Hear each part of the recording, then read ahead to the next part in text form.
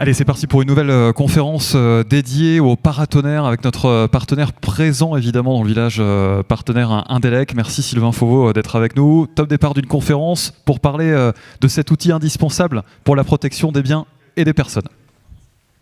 Merci. Bonjour à tous, pour ceux que je n'ai pas encore salués.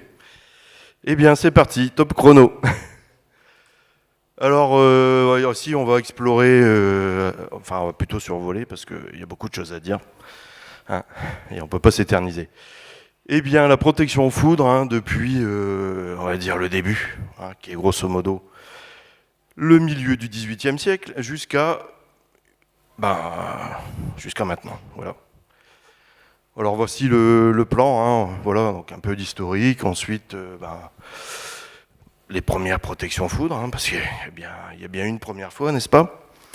Ok, la phénoménologie, c'est-à-dire comment fonctionne le mécanisme du foudroiement, hein, foudroiement au sol, hein, je précise, hein, la protection foudre, c'est vers le sol, d'accord? On protège les biens, les personnes, d'accord? Ensuite, on arrive sur des périodes un peu plus modernes, hein, on va quitter la pointe simple de Benjamin Franklin pour arriver sur des solutions un peu plus techniques, ok? Voilà, c'est parti. Eh bien, voilà, alors, grosso modo, on démarre du milieu du XVIIIe siècle, hein, vous connaissez tous Benjamin Franklin, mais il y a eu quand même des précédents avant cette date, hein, évidemment, d'accord. Ensuite, eh bien, il a fallu aussi franchir un peu cette barrière, on va dire, psychologique sur la protection contre la foudre, hein, c'est-à-dire le phénomène divin, hein, d'accord, hein, la foudre, c'est pas quelque chose de nouveau pour l'humanité, n'est-ce pas?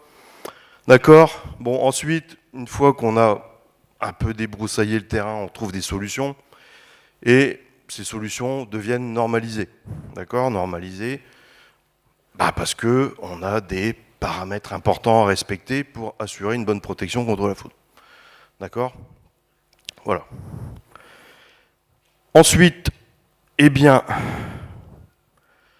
derrière ces normes, eh bien, il y a des modèles.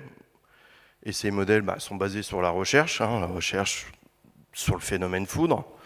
Hein, et pour faire ces recherches, on a besoin d'outils. Hein, et ces outils vont mettre un certain temps pour arriver dans les mains des chercheurs. D'accord? Hein, voilà. C'est parti. Bon, alors, on va grosso modo commencer au milieu du 18e, comme je l'ai déjà dit. Hein, le siècle des Lumières, vous connaissez tous, hein, j'espère. Hein, alors, l'histoire a retenu Benjamin Franklin, évidemment, pour différentes raisons. Donc, politiques, principalement aux États-Unis. Hein, il faut taper sur Google. OK. Alors, il n'y a pas que lui, effectivement, dans la protection, dans les recherches foudre à cette époque-là, hein, parce qu'il y a eu beaucoup de chercheurs dans un temps assez court à cette époque-là. Hein, vous avez la liste à l'écran. Hein, principalement, c'est en Europe de l'Ouest. Hein, et aussi Benjamin Franklin, qui était quand même un peu seul sur son continent, certes. Voilà. Alors, toutes ces recherches démarrent depuis la découverte de l'électricité, c'est-à-dire réussir à en fabriquer de manière artificielle, hein, avec des machines un peu exotiques pour l'époque, d'accord. Et ensuite, réussir à stocker cette énergie électrique. Là, par exemple, ici, hein, vous avez une fameuse machine triboélectrique, hein, donc on frotte, et ça fait des charges.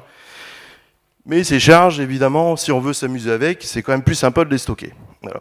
Alors ça, c'est l'ancêtre du condensateur électrique. Hein, d'accord, il n'y a pas encore de batterie, voilà, mais c'est presque la même chose, d'accord, hein. Voilà, les fameuses bouteilles de Leyde, hein, inventées par ce cher monsieur au nom quasiment imprononçable, hein, à moins qu'il y ait des flamands dans la salle, pourrait m'éclairer sur la prononciation, n'est-ce pas?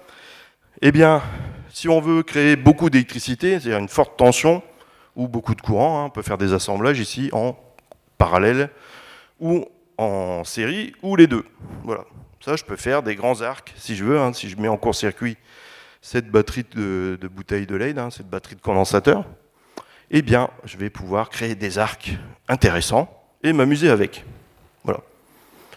Et on se dit à un moment donné, ça ressemble quand même pas mal à la foudre, quelque part. Hein. Ça fait un peu de bruit, ça fait de la lumière, ça ressemble beaucoup. D'accord ?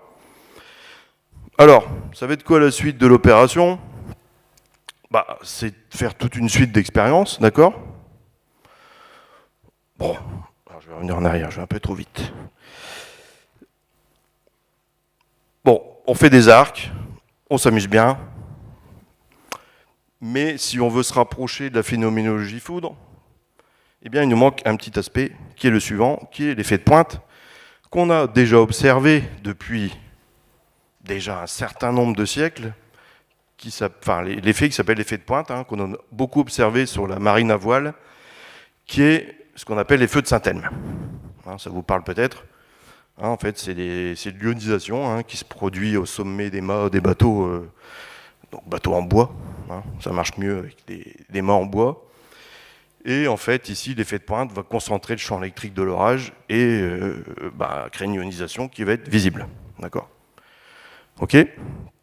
Bon, comme ça, c'est posé. Et on s'est dit, bah tiens, on va croiser les deux. Hein, voilà.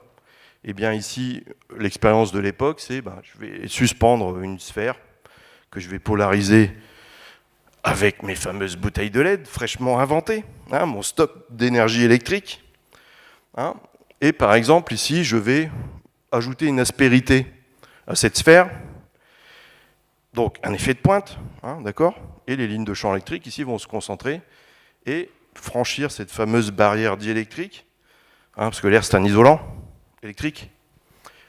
Mais voilà, comme tout isolant, ça marche jusqu'à un certain niveau. Ensuite, ça devient un conducteur. Et si on augmente le champ suffisamment, donc si on a suffisamment d'ici d'électricité par nos fameuses bouteilles de LED, eh bien, je vais pouvoir produire ici cette fameuse ionisation sur les aspérités. Hein, c'est ce qu'on voit ici. Hein, en zoom, on voit bien ici l'effet visible de ce qu'on appelle l'effet de pointe, hein, les feux de Saint-Elme, en fait, observés sur les bateaux. On se dit, c'est chouette, on arrive à reproduire la même chose au laboratoire. Hein. Bon, à l'époque, ce n'était pas vraiment des laboratoires, c'était des salons. Voilà. Parce que la science était plutôt faite par les nobles, des gens qui ne travaillent pas. Hein, ok.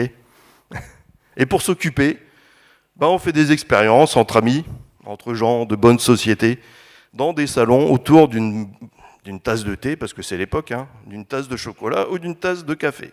Hein, on se rappelle l'époque où on apporte beaucoup de choses d'autres continents. Hein, c'est pour ça que ça s'appelle le siècle des Lumières, c'est qu'on découvre des tas de choses au niveau de la nature, des espèces animales, des espèces végétales, etc., etc. Et aussi les sciences naturelles, c'est aussi la physique à l'époque. Voilà, donc phénomène aussi naturel, en l'occurrence les orages. Alors on peut le faire à l'envers, hein, ça marche aussi. Hein, notre sphère, elle est polarisée avec la haute tension générée, stockée dans les bouteilles de LED, hein, mes fameux condensateurs, mon stock d'électricité, grosso modo. Eh bien, je vais approcher ici une pointe ou une aiguille, hein, qu'importe, quelque chose de pointu, que je vais connecter à la Terre, ici, par exemple. Eh bien, il va se produire le même phénomène ici, au sommet de la pointe, hein, ce phénomène qu'on a là, hein, d'accord ? Le fameux effet couronne. Hein, l'effet corona, ça, c'est la même chose. D'accord ? Très bien. Donc la manifestation visible, hein, ici, de l'ionisation de l'air. Hein, c'est-à-dire que l'air est conducteur ici. Hein. Là, ici, on a des ions positifs ou négatifs, ça dépend de la polarité. Très bien. Donc là, on se rapproche déjà un peu plus de la configuration nuage-pointe, hein, c'est-à-dire nuage paratonnerre. Bon, on se dit, on va essayer ça dans la nature. Ok ? Alors c'est la suite logique, hein. Ça c'est la démarche scientifique, hein, d'accord ? C'est pour ça que ça s'appelle le siècle des Lumières, c'est pas pour rien. D'accord ? Eh bien, qu'est-ce qu'on va faire ? On va établir une petite théorie. En l'occurrence, c'est pour ça que Benjamin Franklin est resté dans les esprits, parce que c'est le premier à avoir établi cette théorie. Bon, une théorie assez simple, hein, finalement. On se dit, tiens, on va reproduire la même chose. Mon nuage, en fait, c'est mes bouteilles de LED, c'est mon condensateur, c'est ma réserve d'énergie électrique. Ok ? Bon, eh bien, si je mets une pointe en dessous, reliée à la Terre, eh bien, je suis dans la même configuration que tout à l'heure. On est dans la configuration qui est celle-ci.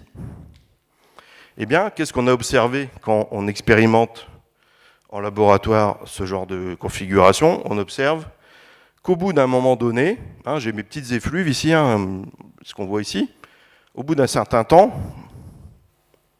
ça dépend de la distance, etc. Bon. Eh bien, ma réserve d'électricité est vide. Mes bouteilles de lait se vident. Donc, la théorie, c'est quoi? C'est qu'il y a une sorte de fluide, parce qu'on appelait ça comme ça à l'époque. Il y a un fluide invisible qui va transiter entre les deux, et qui fait que, à un moment donné, ma réserve d'électricité est vide. Mon fluide est parti de mes bouteilles pour rejoindre, pour fermer le circuit et puis se dissiper, quoi. Voilà. Il n'y en a plus. Eh bien, l'idée, c'est de faire la même chose avec le nuage. On se dit, tiens, on va mettre une pointe en dessous, et ça va faire de l'effet couronne sur la pointe, comme on a déjà observé sur les mâts des bateaux.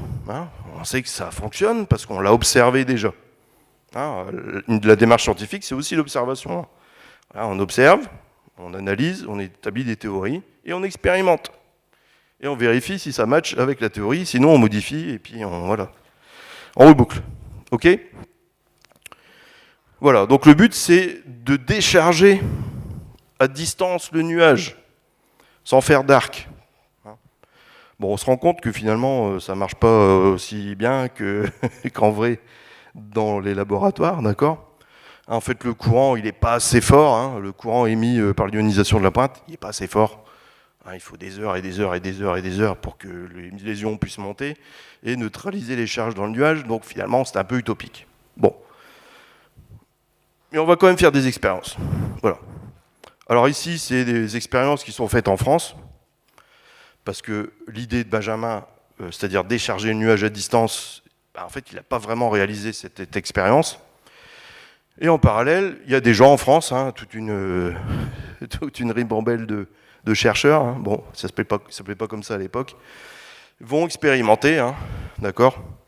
Et ici, par exemple, c'est une pointe qui est isolée de la Terre, en fait, une pointe qui va monter assez haut et qui va baigner dans le champ électrique, dans les lignes de champ avec potentiel supérieur, bref.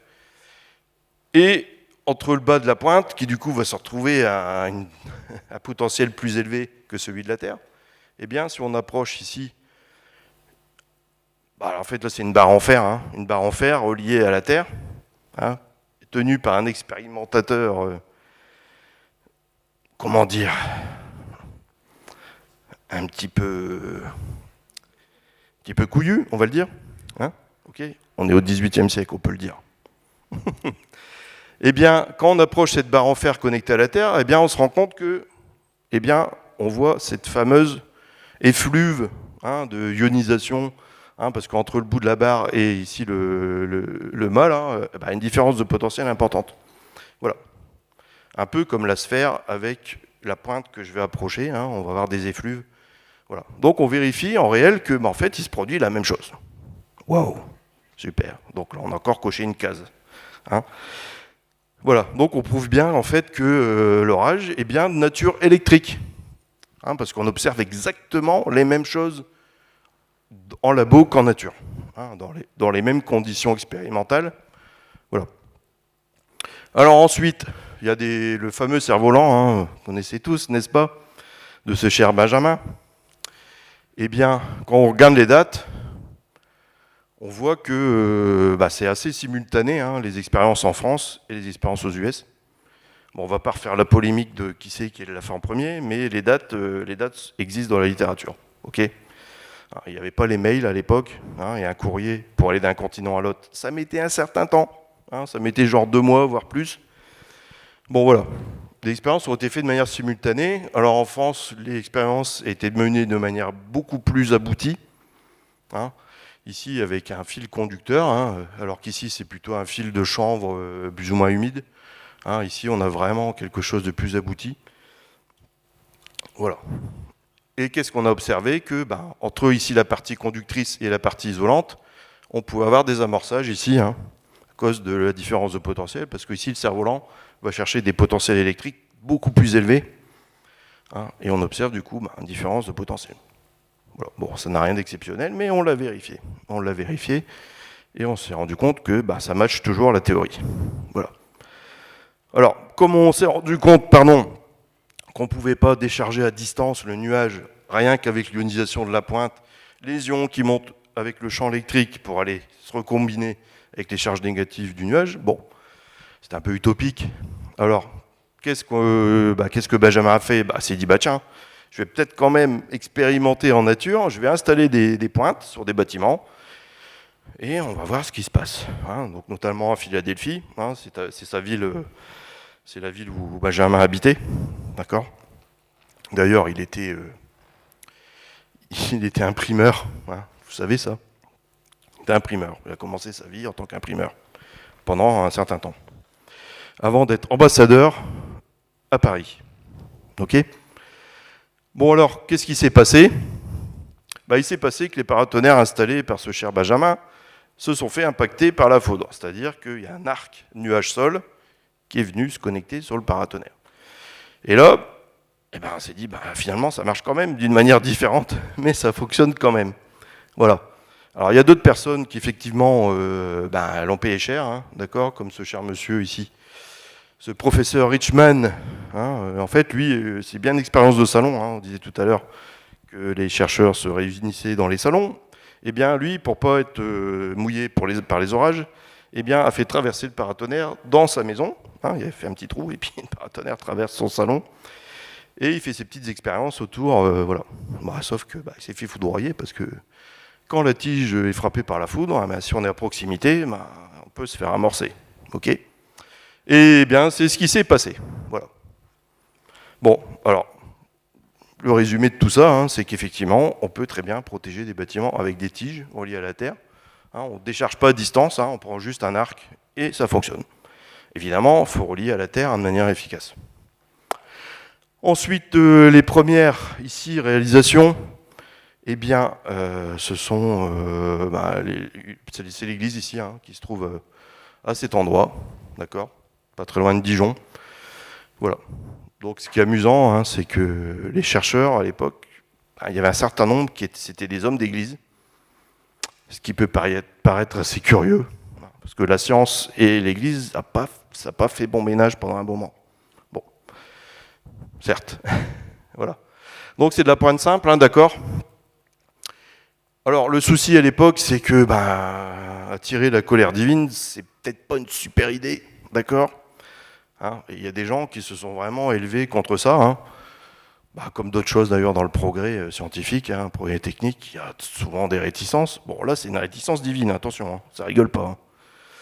Ok, alors petit exemple ici à Sienne, d'accord, en 1777. Ce fameux manche hérétique, comme on l'appelait, d'accord, ce manche hérétique qui était dressé vers le ciel, au sommet de la cathédrale, a permis d'éviter. Donc c'est une des premières fois à l'époque où on se dit finalement c'est pas si mal en fait, ça fonctionne bien. On a sauvé un bâtiment qui avait 500 ans, d'accord. Ok, bon, un autre petit exemple, vous connaissez tous ce cher Robespierre, ce fameux Maximilien II Robespierre, sa particule a disparu en 1789, on ne l'a pas retrouvé depuis. Son boulot à l'époque, c'était d'être avocat, avant de couper des têtes, d'accord. Il avait un client à l'époque, voilà, et son client, il avait un souci avec son voisin, parce que lui, il avait installé un paratonnerre, et son voisin avait peur que ça attire la foudre, la colère divine, et que ça ne lui plaisait pas. Du coup, procès, et ce cher Maximilien a gagné le procès, et on a pu installer le paratonnerre sur la fameuse maison de son client. Voilà. Bon, ce qui est amusant, c'est une façon de parler, c'est que ce cher Robespierre, évidemment, il a bravé la colère divine, il a sauvé cette fameuse protection foudre pour son client, mais bon, finalement, à lui tout seul, il a fait plus de morts que la foudre pendant au moins 350 ans. Vous allez sur Google, vous tapez la Grande Terreur, vous regardez le nombre de raccourcis, ça fait au moins 350 ans de pertes dues à la foudre. Voilà, c'est ironique l'histoire. Bon voilà, donc la phénoménologie, grosso modo, vous savez tous, on démarre d'un nuage, un nuage particulier qui s'appelle le cumulonimbus, n'est-ce pas Eh bien, il a plusieurs façons de se former. Hein. Bon, vous avez ici des météorologues en pagaille au festival. Hein. Je ne vais rien vous apprendre de plus. Hein. Vous avez ici ce qu'on appelle la formation des cumulonimbus par des phénomènes de front. D'accord ? Et ensuite, par phénomène convectif. Voilà. Bon, mon nuage va se charger. Il va s'électrifier par différentes théories qui ne sont pas encore vraiment établies. Il y a encore des discussions sur comment vraiment on forme les charges à l'intérieur du nuage. Il y a des théories assez intéressantes, très séduisantes d'ailleurs, je dirais, très convaincantes. Bon, l'histoire future nous dira qui a raison. Voilà, bon, ça c'est un cycle très classique. Bon, c'est jamais tout le temps les mêmes chiffres, hein, mais c'est l'ordre de grandeur de l'électrification de mon nuage. Voilà. Alors je vais avoir une ségrégation de charges, hein, je vais plutôt avoir des charges la plupart du temps positifs en partie supérieure et la plupart du temps négatifs en partie inférieure. Donc j'ai une sorte de dipôle. Bon. OK. Et au bout d'un certain temps, j'atteins ce qu'on appelle la maturité électrique. C'est-à-dire que mon nuage est suffisamment chargé pour créer des amorçages, soit dans le nuage, des intra-nuages, ou entre les nuages, des internuages, ou des coups de foudre nuage-sol. D'accord ? Voilà. Alors il y a différents types de coups de foudre. Alors déjà, en moyenne, il y a à peu près 10% des coups de foudre qui sont au sol. Le reste, c'est de l'intra et de l'internuage. OK ? Donc finalement, il n'y a pas grand-chose qui tombe au sol. Hein. Et parmi ce pas grand-chose qui tombe au sol, alors vous allez me dire, c'est déjà beaucoup, hein, par rapport aux dégâts que ça peut occasionner, eh bien, plus de 90% des coups de foudre au sol sont de type initié par traceur descendant négatif. D'accord ? Donc si on fait toutes les combinaisons, plus, moins, je monte, je descends, eh bien ça nous fait les coups de foudre initiés par traceur positif ascendant. Hein, souvent ce sont peut-être les plus énergétiques. Ensuite vous avez le coup de foudre initié par traceur positif descendant. Voilà, on fait toutes les combinaisons, et pour arriver au dernier, qui est le coup de foudre initié par traceur négatif ascendant. Voilà. Donc on voit bien ici, ça fait comme une sorte de réseau racinaire qui est orienté soit vers le bas, soit vers le haut, c'est très reconnaissable.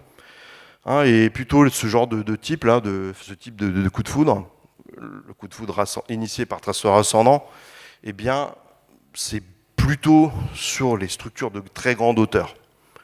Des bâtiments qui font plusieurs centaines de mètres, c'est quasiment systématique. Ok, bon. Alors, très rapidement, ici, parce qu'on peut parler des heures, et on n'a pas des heures, d'accord ?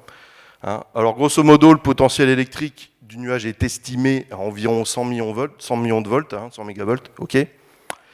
Et la Terre, elle est en dessous, d'accord ? Donc on forme ici un condensateur naturel, avec un isolant au milieu, c'est notre diélectrique. Et entre les deux, dans l'air, vont se répartir les lignes équipotentielles de champ. Bon, rien d'exceptionnel. Le souci, c'est que le sol n'est pas tout plat. Le sol, il va y avoir des aspérités, des arbres, des maisons, des gens, d'accord ? Tout ce qui dépasse du sol. Et tout ce qui dépasse du sol va faire une sorte d'effet de pointe, d'accord ? Et l'effet de pointe, qu'est-ce qu'il fait ? Il amplifie le champ électrique local. Voilà, donc il va y avoir une ionisation qui peut se créer ici, d'accord ? Et si le champ est suffisamment fort, l'effet de pointe va ioniser l'air et on peut avoir un démarrage de traceur ascendant et récupérer un coup de foudre au passage, d'accord ? Donc on se rappelle que la rupture diélectrique de l'air, c'est 30 kV par centimètre, à peu près. Alors, ça dépend de la pression, etc. OK ? Eh bien, ici, c'est une cartographie, par exemple, de l'effet de pointe, du champ électrique sur une pointe, d'accord ? Donc, vous avez des zones d'ombre, ici. Donc, au pied, alors, si imaginez, c'est un pylône, au pied du pylône, le champ est très faible, on a une sorte de zone d'ombre. Et au niveau de la pointe, évidemment, c'est là où l'effet de pointe est concentré. Voilà. Et si cet effet de pointe est suffisamment fort, eh bien, on observe ici une ionisation qui va rester très localisée, c'est quelques centimètres, quelques dizaines de centimètres au-dessus de la pointe. Voilà. C'est une charge d'espace. Donc si on est dans un orage négatif, comme dans plus de 80% des cas, eh bien, les charges qui sont là, ce sont des ions positifs. Hein, c'est l'air qui a perdu quelques électrons au passage, hein, qui ont été arrachés par le champ électrique et qui sont repartis à la Terre. Pour ne laisser que des ions positifs au sommet. Voilà. Alors, voilà, on se refait le film. Hein, j'ai mon traceur descendant qui descend du nuage, hein, parce que mon nuage, il est vraiment mûr, il est chargé à bloc d'électricité. Et à un moment donné, eh bien, l'air qui est en dessous ne peut plus contenir cette charge électrique, hein, d'accord ? L'air est isolant, mais jusqu'à une certaine limite. Eh bien, l'air va commencer à devenir conducteur à partir du nuage, hein, du bas du nuage, et ben voilà. Hein, c'est un peu comme un ballon de baudruche que vous avez rempli d'eau. Vous avez tous fait des bombes à eau quand vous étiez gamin, hein, me dites pas non, hein, je le sais. Hein. Eh bien, quand on met trop d'eau, qu'est-ce qui se passe ? Ben, le ballon il craque et puis il plouffe, hein, l'eau s'échappe. Bon, le nuage c'est un peu la même chose, hein, sauf qu'il n'y a pas d'enveloppe. Hein, l'enveloppe est immatérielle. Ici, pour le champ électrique, c'est l'isolant qui est l'air, d'accord ? À un moment donné, ben, s'il y a trop de charge, l'air il va plus rester longtemps isolant. Voilà, donc j'ai mon étincelle qui descend, donc c'est des charges qui se dirigent vers le sol, hein, parce que le champ électrique, pour les charges négatives, il est dans ce sens-là. Donc les charges vont vouloir aller vers le sol. Ok, bon, donc ils vont se déplacer, et plus ça se déplace, plus la distance diminue, et plus la distance diminue, plus le champ électrique augmente. Hein, c'est la physique, hein, d'accord ? Pour l'instant, on applique les lois de la physique, hein, on ne peut pas faire autrement. Ensuite, à un moment donné, eh bien, ce traceur descend, le champ électrique augmente, donc le champ local amplifié par l'effet de pointe de mon aspérité au sol va faire que l'air va être suffisamment conducteur pour que les charges qui ont été produites au sommet de cette pointe vont pouvoir être tirées vers le haut par le champ électrique. Alors tirées vers le haut parce que c'est des charges positives, d'accord ? Voilà. Alors il peut y avoir plusieurs traceurs, hein, d'accord ? Si vous avez plusieurs aspérités, il n'y a pas de raison qu'il n'y ait qu'une seule aspérité qui fasse un traceur ascendant. Ok ? Voilà. Alors ce qui se passe, c'est qu'on observe, c'est comme une compétition, hein, en fait. Hein, le traceur descendant, qu'est-ce qu'il va faire ? Quand il descend, il dit tiens, j'ai des traceurs là, sur lequel je vais me connecter. Sur celui qui est le plus proche, d'accord ? Et bien voilà, donc on va avoir une connexion ici, traceur descendant, traceur ascendant, hein, à peu près ce niveau-là. Et une fois que j'ai ma connexion, eh bien, j'ai plus de raison d'avoir d'autres petites branches pour chercher mon chemin à la Terre, parce que je l'ai déjà trouvé. Voilà. Et une fois que je suis connecté, qu'est-ce qui va se passer ? Eh bien, j'ai une liaison nuage-sol, hein, j'ai un court-circuit nuage-sol, et qu'est-ce qui se passe quand je mets quelque chose en court-circuit ? J'ai l'écoulement d'un courant, hein, d'accord ? Donc tout le courant, toutes les charges qui sont stockées dans mon nuage vont passer dans le tuyau pour se décharger à la Terre, parce que c'était le but recherché. Ok, voilà. Bon, quelques photos aussi de traceurs descendants, d'accord ? Des traceurs ascendants, d'accord ? Là, c'est des images de caméra rapide, d'accord ? Là, on voit bien ici les traceurs qui partent à la rencontre l'un de l'autre.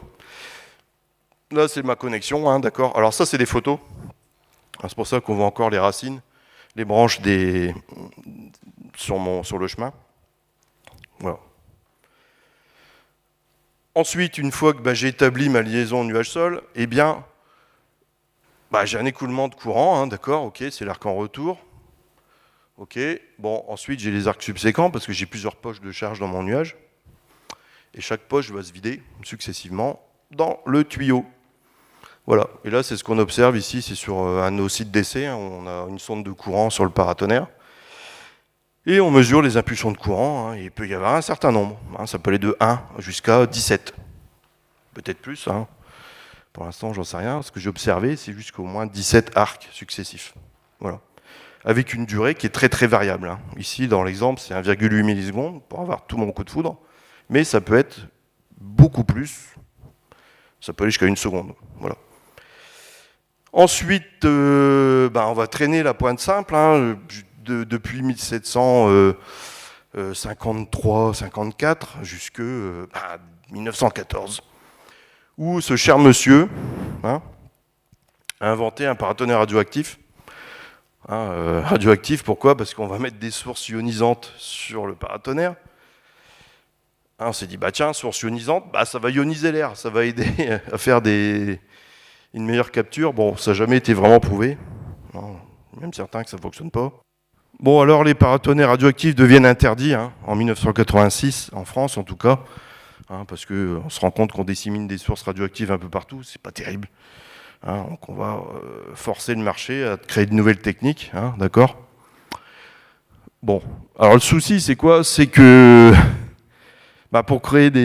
pour étudier la foudre, hein, pour mieux s'en protéger, eh bien, on a besoin d'instruments scientifiques, hein, pour faire des mesures.